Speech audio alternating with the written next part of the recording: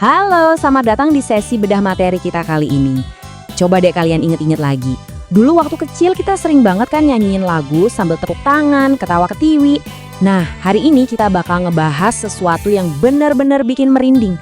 Siapa sangka sih tembang dolanan anak yang ceria itu ternyata nyimpen pesan spiritual yang wow, dalam banget. Yap, kita bakal bongkar rahasia di balik lagu Dondong Opo Salak. Dondong Opo Salak, duku cilik-cilik. Duh, denger liriknya aja langsung bikin kita nostalgia ke zaman dulu ya. Bawaannya pengen balik ke masa itu, nyanyi bareng teman-teman di sore hari.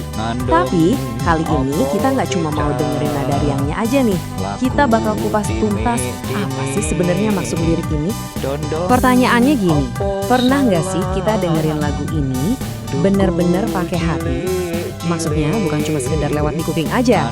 Karena percaya deh kalau kita resapi baik-baik, lagu anak-anak ini tuh sebenarnya sebuah tamparan keras. Sebuah teguran eksistensial buat kita semua. Oke, masuk ke pembahasan makna tersembunyi lagu sederhana. Di balik lagu yang super simpel ini, ternyata ada pelajaran hidup yang mendalam banget. Metafora yang dipakai di lagu ini tuh bener-bener jenius sih menurut saya. Jadi gini, manusia itu diibaratkan kayak buah-buahan. Sering banget kan kita nemuin apa yang kelihatan dari luar, kayak penampilan kita atau cara kita ngomong di depan orang, itu beda banget sama kenyataan di dalam hati kita. Apalagi soal kedekatan kita sama Sang Pencipta.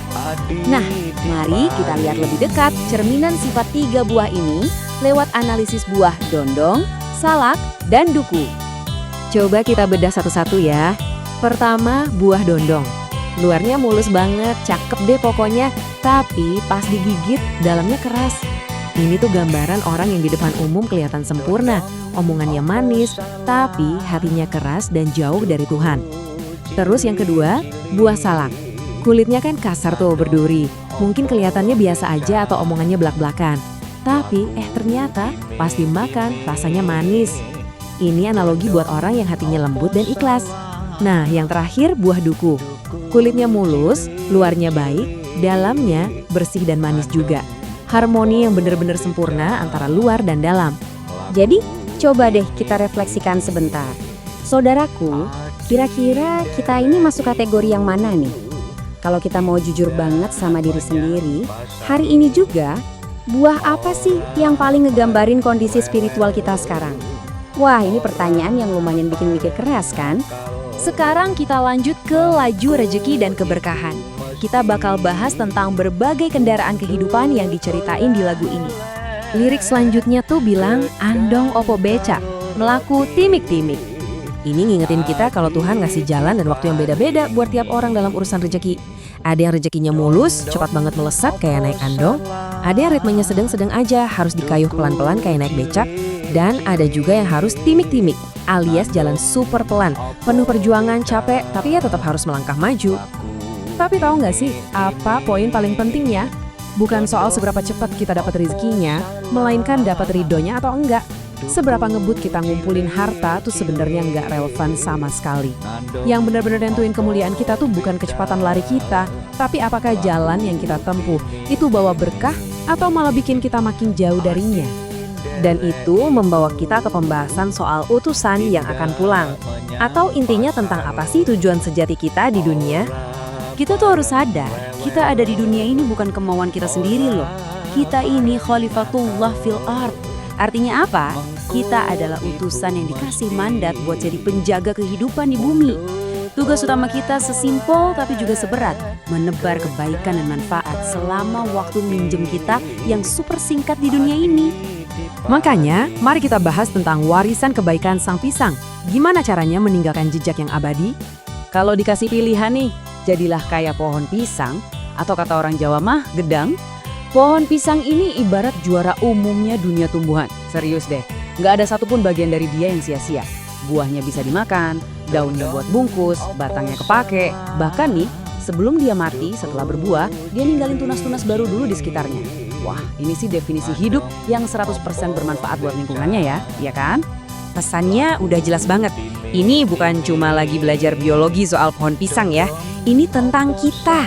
Hidup kita tuh semestinya melahirkan manfaat yang benar-benar nyata. Dan kita harus bisa numbuhin tunas-tunas generasi kebaikan baru sebelum akhirnya kita pergi. Karena suka nggak suka, setiap utusan itu pada akhirnya pasti bakal dipanggil pulang. Pertanyaannya, pas momen itu datang, apa yang bakal kita bawa pulang? Apakah kita bawa segudang kebaikan atau malah pulang dengan tangan kosong? Nah, ini masuk ke bagian persiapan melintasi Shiratal Mustaqim. Ini adalah jembatan terakhir yang benar-benar gak bisa kita hindari. Ngomongin soal jembatan yang satu ini tuh jujur aja bikin merinding sih. Shiratal Mustaqim. Ini adalah jembatan pamungkas sebelum kita ketemu sama Sang Pencipta. Jembatan yang digambarin lebih tipis dari selai rambut dan bisa lebih tajam dari pedang. Bayangin aja, ini benar-benar jadi pengingat betapa rapuhnya perjalanan spiritual kita pas di fase akhirat nanti. Coba deh pikir, semua yang kita kejar mati-matian di dunia yang fana ini, harta melimpah, jabatan tinggi yang sering kita banggain, sampai fisik yang kita rawat abis-abisan, semuanya itu bakal hancur dan kita tinggalin. Terus apa dong yang bisa nolong kita nyebrangin jembatan ngeri tadi? Ya cuma amal perbuatan kita sama seberapa tulus cinta kita ke Allah. Cuma itu bekal abadi kita. Jadi, sebelum waktu kita di dunia ini benar-benar habis, yuk kita tata lagi hati kita. Teks eksplorasi kita kali ini ditutup sama sebuah doa yang dalam banget.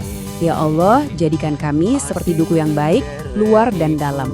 Maksudnya, sebuah permohonan supaya apa yang kita lakuin di luar itu benar-benar selaras sama bersihnya hati kita di dalam. Terus lanjutannya, jadikan hidup kami seperti pisang yang terus memberi manfaat. Ini tuh permohonan yang tulus banget supaya eksistensi kita di dunia ini nggak percuma, tapi terus ngelirin kebaikan tanpa syarat buat orang-orang di sekitar kita. Dan kuatkan langkah kami ketika melewati syiratmu.